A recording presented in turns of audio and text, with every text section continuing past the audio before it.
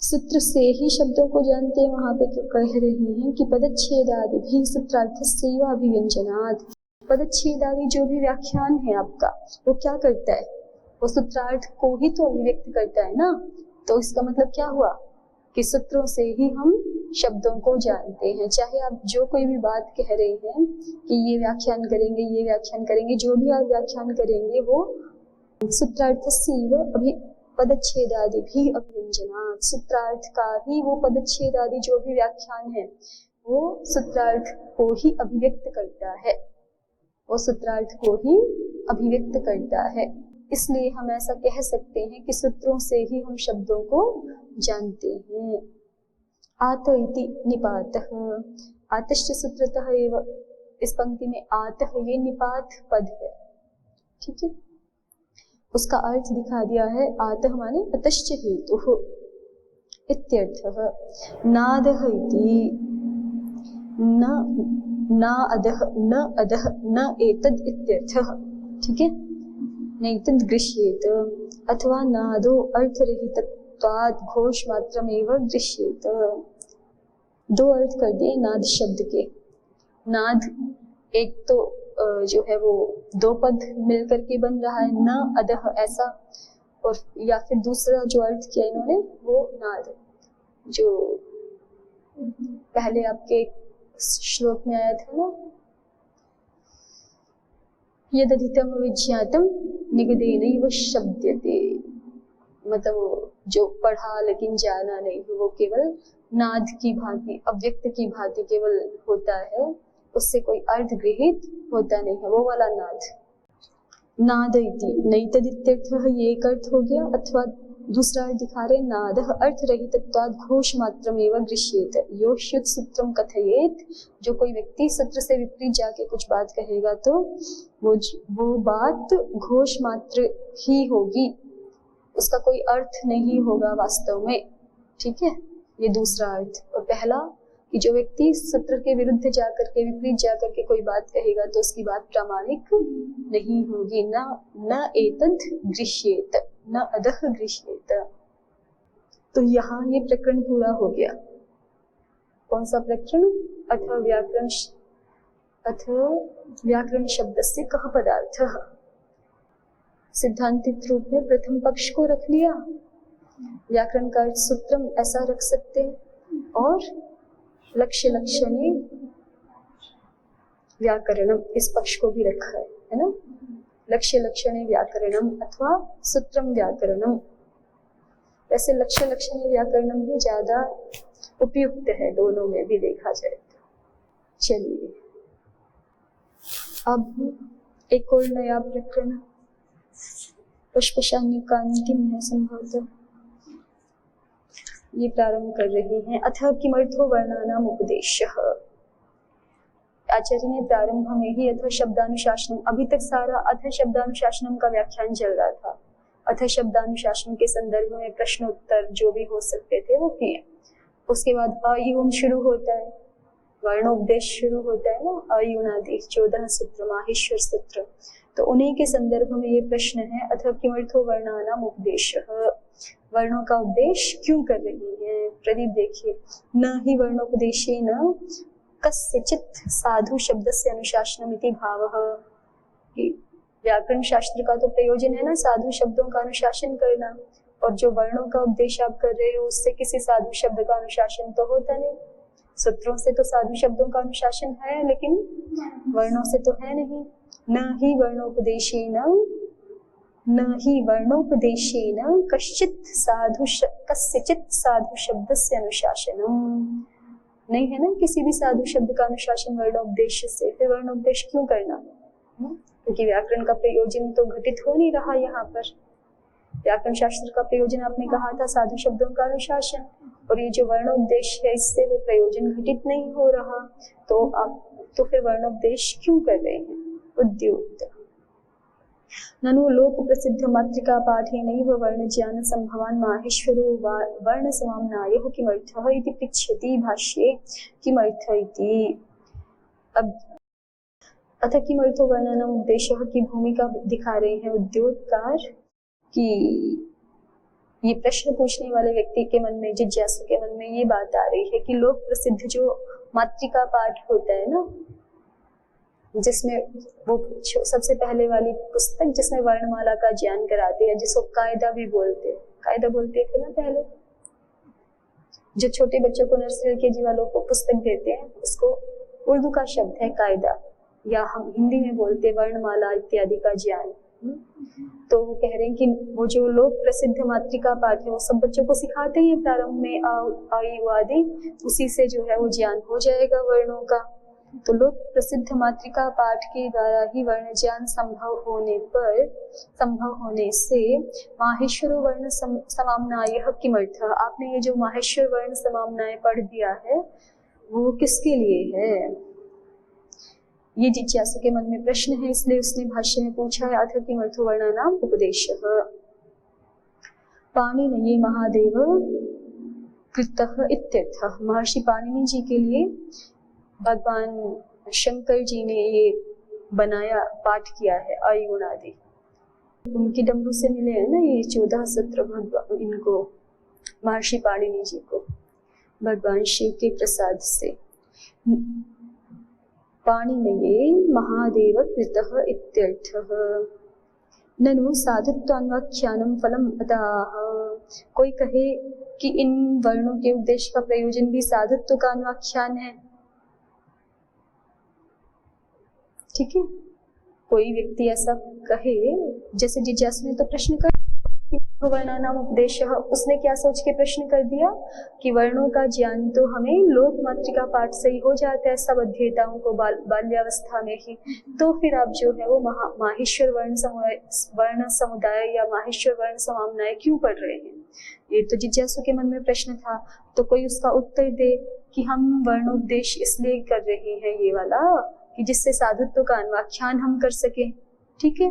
तो उसका उत्तर प्रदीप ने दिया है कि ये भी उत्तर ठीक नहीं है, क्योंकि वर्णोपदेश से तो किसी शब्द के साधुत्व का अन्वाख्यान होता नहीं है, तो इसलिए जिज्ञासु का प्रश्न बना हुआ है अथ किमर्थो वर्णानाम उपदेशः, ठीक।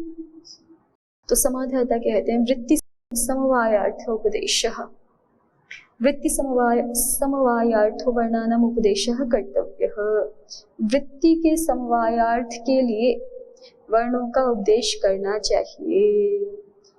अब वृत्ति समवायार्थ नया शब्द है जिज्ञासु के लिए, तो जिज्ञासु ने पूछ लिया किमिदं वृत्ति समवायार्थ है, ये वृत्ति समवायार्थ प्रयोजन बता रहे हो, ये वृत्ति समवाय क्या चीज है। तो उसको समाधाता समाधान कर रहे हैं, वृत्तये समवायः वृत्ति समवायः वृत्त्यर्थो वा समवायः वृत्ति समवायः वृत्ति प्रयोजनो वा समवायः वृत्ति समवायः, ये 3 प्रकार से समास करके दिखा दिया। वृत्तये समवायः चतुर्थी समास, वृत्त्यर्थो वा समवायः वृत्ति समवायः, ये भी चतुर्थी समास है, चतुर्थी अर्थ में ही है। वृत्ति प्रयोजनो वा समवायः वृत्ति समवायः, वृत्ति प्रयोजन वाला समवाय ये कर्मधारय है। वृत्ति प्रयोजनः समवायः वृत्ति समवायः। अब एक एक बात को स्पष्ट करके देखिए, जिज्ञासु फिर से पूछता है का पुनर्वृत्ति।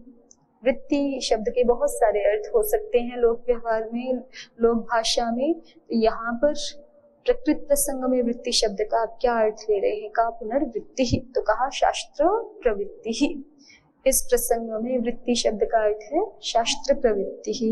अथ कह समवायः, और समवाय शब्द का अर्थ क्या है, तो कहा वर्णानाम आनुपूर्वेण सन्निवेशः, वर्णों का एक क्रम विशेष से जो सन्निवेश है, उनका क्रम विशेष से जो एक उनको रखा हुआ है, सन्निवेश है, उसी को समवाय कह रहे हैं। समवाय माने सीधे सीधे तो समुदाय होता है, लेकिन यहाँ पे एक क्रम विशेष से शब्दों को वर्णों को पढ़ा हुआ है, तो उसी को हमें समवाय शब्द से लेना है, आगे पीछे करके नहीं लेना। इसलिए कहा वर्णानाम आनुपूर्वेण सन्निवेशः समवायः। अथ कह उपदेशः, उपदेश शब्द भी आया ना वार्तिक में, तो उसको भी पूछ रहे उपदेश का क्या अर्थ है, तो कहा उपदेशः उच्चारणम। कुत एतत्, ये उपदेश शब्द का अर्थ उच्चारण कैसे हो गया, तो कहा दिशिर उच्चारण क्रियः। दिश धातु जो है वो उच्चारण क्रिया वाली भी है, उच्चारण अर्थ वाली है। उच्चार्य ही वर्णानाः, कैसे पता चला कि उच्चार्य ही वर्णानाः? लोक में ऐसा प्रयोग होता है, हमने कुछ वर्ण बोले अ ई उ और फिर हम कहते हैं कि उपदिष्टा इमे वर्णाः, तो वहां पे उपदिष्ट इस शब्द का प्रयोग कर रहे हैं ना, हमने वर्णों का उच्चारण किया और फिर बोला उपदिष्टा इमे वर्णाः, तो उपदिष्ट शब्द का प्रयोग कर रहे हैं। यहाँ उपदिष्ट का क्या अर्थ है? उपदिष्टा इमे वर्णाः माने उच्चारिता इमे वर्णाः, उच्चारण करने के बाद क्रिया, तो उच्चारण क्रिया की और फिर बोल रहे हैं क्या? उपदिष्टा, तो इसका मतलब उपदिष्ट का भी अर्थ उच्चारण होता है। ठीक है, ये दिखाया है।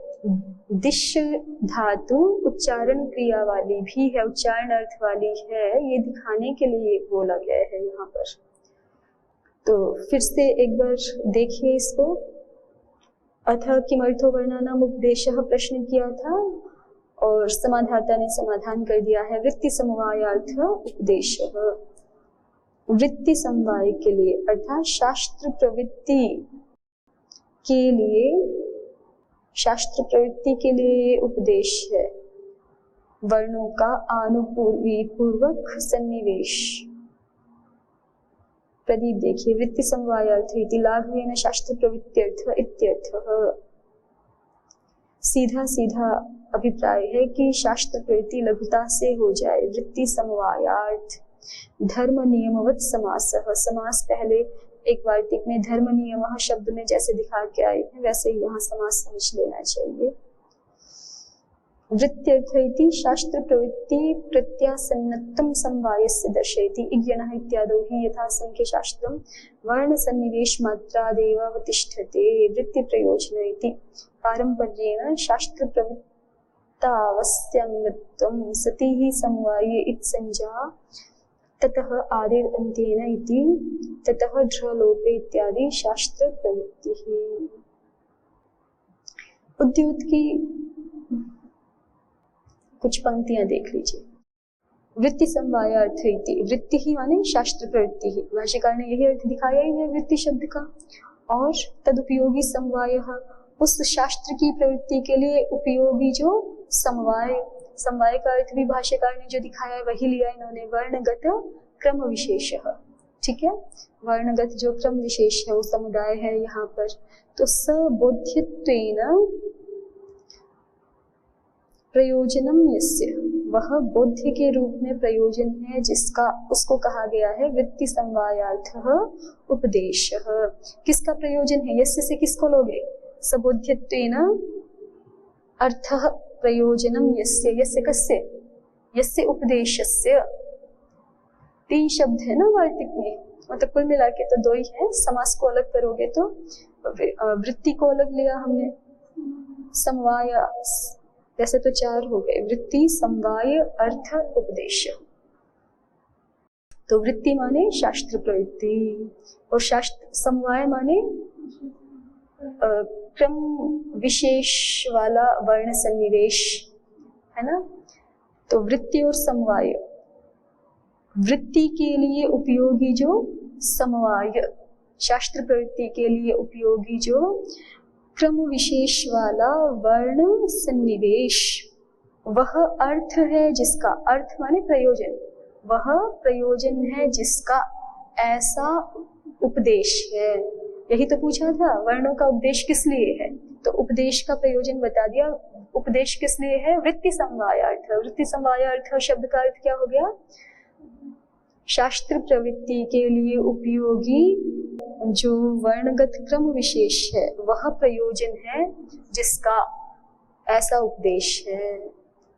ऐसा उपदेश है मतलब कि हमने वर्णों का, सीधे सीधे इसको कहें तो बात ये हो गई कि हमने अ इ उन ऋ ऋक इत्यादि सूत्रों में वर्णों को क्रम पूर्वक किस लिए पढ़ाया है? क्योंकि वो शास्त्र की प्रवृत्ति के लिए उपयोगी समवाय है, उपयोगी क्रम है। यही तो बात हुई ना, शास्त्र प्रवृत्ति के लिए उपयोगी वर्ण विशेषों का क्रम विशेष है, तो इसलिए उनका हमने उपदेश किया है, मतलब आचार्य ने उपदेश किया है, ऐसा उत्तर दिया जा रहा है। तो ये तो हम जानते ही हैं कि शास्त्र प्रवृत्ति जो है वो लघुतापूर्वक हो जाती है ऐसा करने से। कि क्यों लघुतापूर्वक हो जाती है वो आगे लिख रहे हैं, उद्योग देखिए। सती ही अक्षर समाम्नाये अजादि संजाभिर्लाघवेन शास्त्र प्रवृत्ति।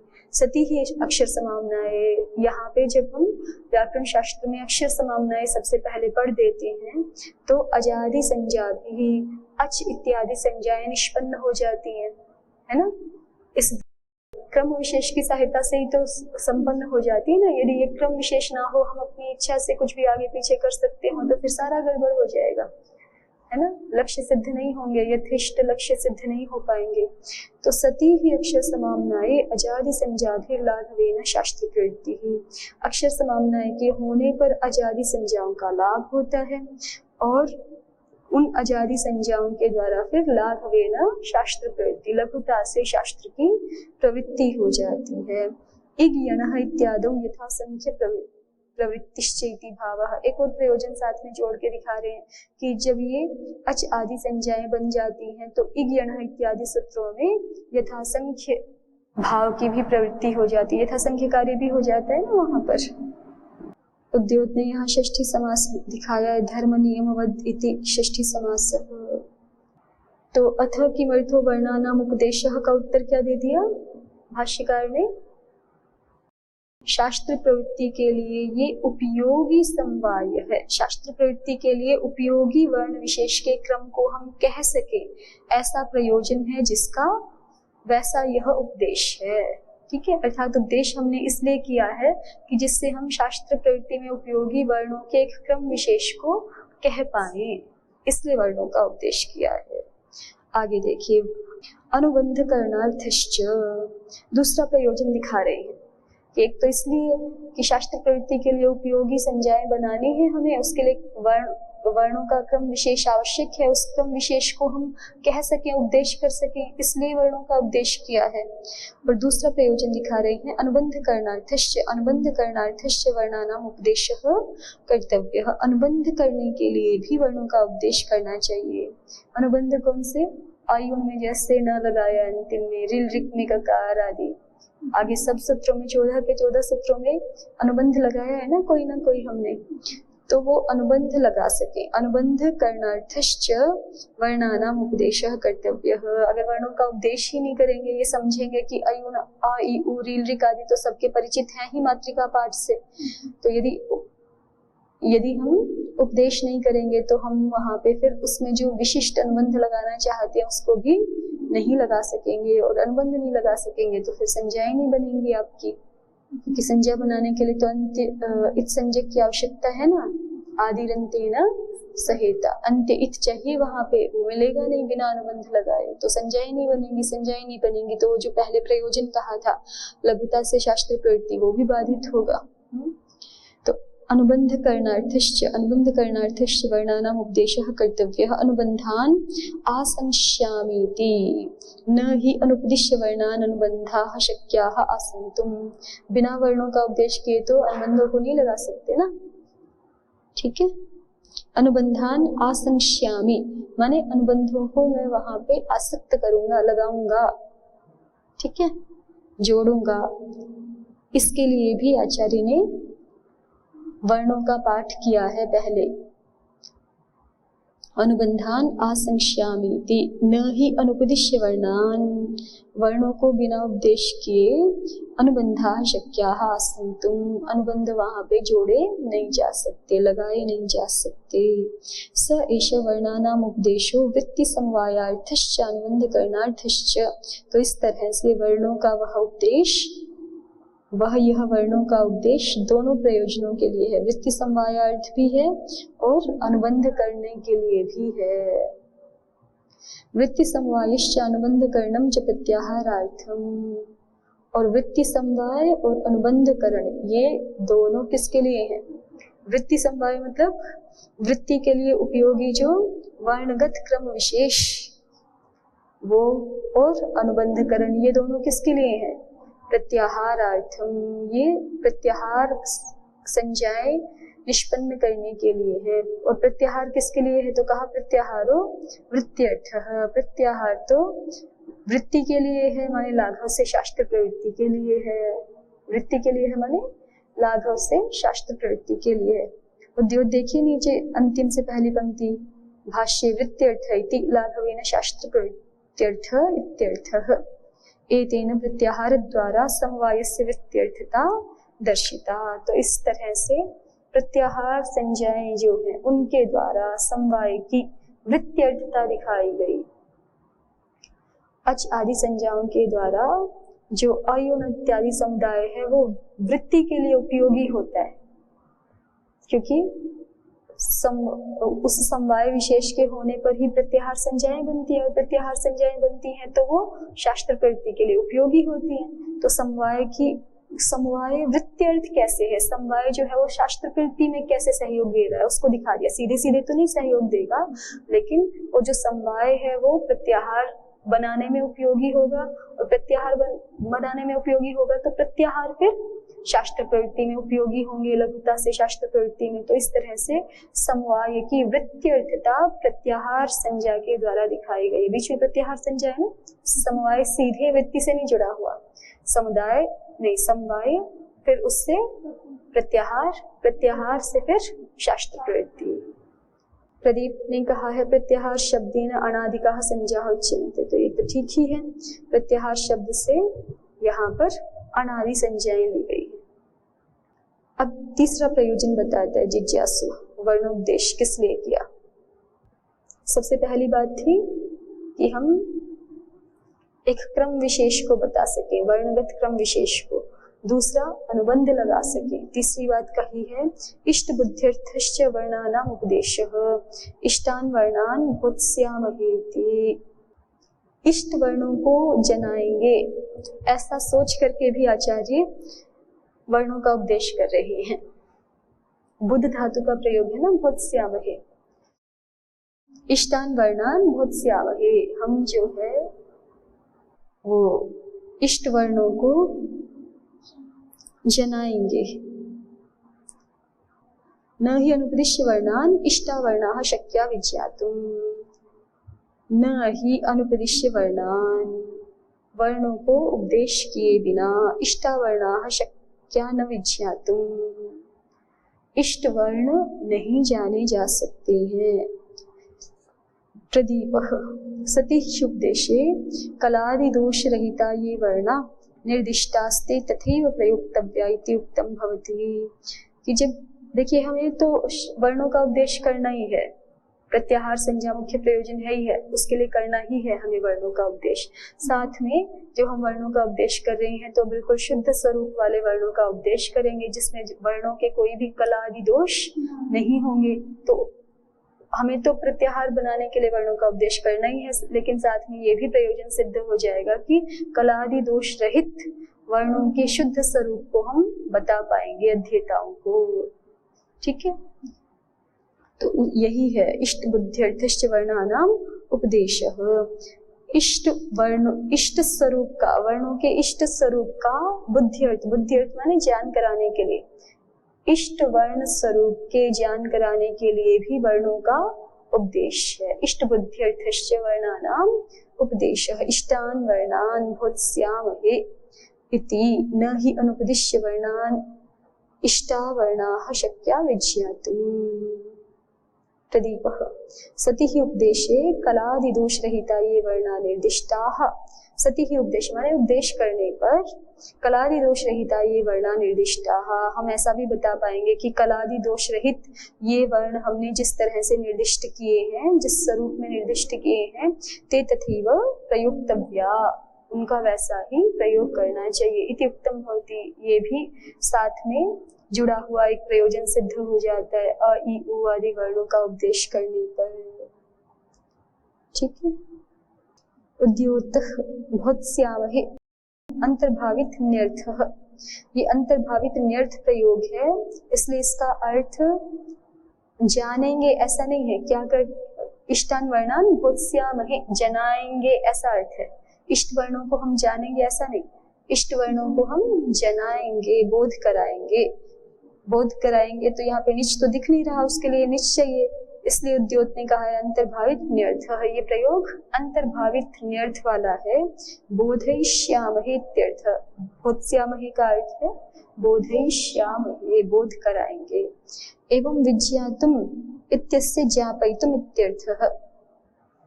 भाष्य में अंतिम शब्द था ना विज्ञातुम, न ही अनुपदिश्य वर्णान इष्टावर्णाः शक्या विज्ञातुम। वहां पर भी विज्ञातुम का अर्थ है विज्ञापयितुम। ठीक है, ये भी अंतर्भावित न्यर्थ का प्रयोग है। बिना वर्णोपदेश के इष्ट वर्णों को जान नहीं सकते, ऐसा नहीं कहना चाहते। बिना वर्णों का उपदेश के इष्ट वर्णों को जना नहीं सकते, ऐसा अर्थ है। तो इसलिए ये भी अंतर्भावित न्यर्थ हो गया। आगे देखिए, सती ही उपदेश है। प्रदीप कार ने जो कहा है उस पर लिख रहे हैं, एवं च व्याकरणाध्येत्रीणाम अक्षर समाम्नायेन एव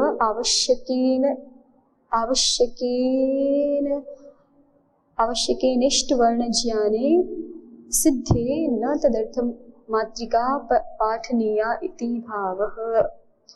तो इस तरह से ये कहना चाहते हैं कि व्याकरण अध्येत्री नाम, जो व्याकरण अध्येत्री है उनके लिए अक्षर समाम्नाये नैव, अक्षर समाम्नाय के द्वारा ही आवश्यकेन इष्ट वर्ण ज्ञानेन सिद्धे। एवं जो व्याकरण अध्येत्री नाम अक्षर समाम्नाये नैव आवश्यकेन इष्ट वर्ण ज्ञान सिद्धे। कह रहे हैं कि जो व्याकरण के अध्येता हैं वो अक्षर समाम्नाय से ही आवश्यक इष्ट वर्ण ज्ञान को प्राप्त कर लेंगे। उनके लिए आवश्यक इष्ट वर्ण ज्ञान अक्षर समाम्नाय से ही सिद्ध हो जाएगा। इति न तदर्थम मात्रिका पाठनीय, तो उनको अलग से मात्रिका पढ़ानी नहीं चाहिए, पढ़ाने की आवश्यकता नहीं है। आवश्यकेन अक्षर समाम्नायेन इष्ट वर्ण ज्ञाने सिद्धे, ऐसा इसको हम पढ़ें तो ठीक बनेगा अर्थ। एवं च व्याकरणाध्येत्रीणाम आवश्यकेन अक्षर समाम्नायेन, उनके लिए तो आवश्यक है ना अक्षर समाम्नाय, आवश्यकेन को यहाँ पे अक्षर समाम्नायेन का विशेषण बनाएं तब ठीक रहेगा। एवं च व्याकरणाध्येत्रीणाम आवश्यकेन अक्षर समाम्नायेनैव इष्ट वर्ण ज्ञाने सिद्धे न तदर्थम मात्रिका पाठनीया इति भावः। चलिए आगे बढ़ते हैं। अब जिज्ञासु कह रहा है, जिज्ञासु का सबसे पहले प्रश्न था कि मर्थो वर्णानाम उपदेशः, और समाधाता ने उसके लिए 3 बातें कही। वृत्ति समवायार्थः उपदेशः, अनुबंध करणार्थश्च, इष्ट बुद्ध्यर्थश्च वर्णानाम उपदेशः। तो अब जिज्ञासु कहता है यहाँ पर इष्ट बुद्ध्यर्थश्चेति चेद उदात्तानुदात्त स्वरितानुनासिक दीर्घ प्लुतानाम अपि उपदेशः। जो तीसरा समाधान था, तीसरी बात जो कही उस पर आक्षेप कर रहे हैं कि अगर आप वर्णों के उपदेश का एक प्रयोजन ये भी मान रहे हैं कि इष्ट वर्णों के इष्ट स्वरूप का हम ज्ञान करा देंगे, है ना, तो फिर आप तो जैसे अभी सूत्र पढ़े हैं आयुर, तो आपने जो आ पढ़ा है वो 18 प्रकार के आकारों में से केवल एक अ आपने पढ़ा है, तो उसका तो ज्ञान करा देंगे आप, बाकियों का क्या गति रही, उनको भी पढ़ना चाहिए था। फिर यदि इष्ट स्वरूप का ज्ञान कराना ही प्रयोजन है तो जो बाकी 17 रह गए उसको भी पढ़ो। फिर ऐसे ही सब वर्णों के संदर्भ में इष्ट बुद्ध्यर्थश्चेति चेत, इष्ट बुद्ध्यर्थ भी इष्ट स्वरूप का ज्ञान कराने के लिए भी यदि वर्णों का उपदेश है तो उदात्तानुदात्त स्वरितानुनासिक दीर्घ प्लुतानाम अपि उपदेशः। फिर तो उदात्त अनुदात्त स्वरित इन 3 में से कोई एक आपने पढ़ा होगा, जो 2 बच गए वो पढ़ने चाहिए। फिर अनुनासिक निरनुनासिक में से एक पढ़ा हो गया, जो बच गया वो पढ़ना चाहिए। और ह्रस्व आपने पढ़ा है तो दीर्घ प्लुतों को भी पढ़ना चाहिए, फिर मतलब उपदेश करना चाहिए।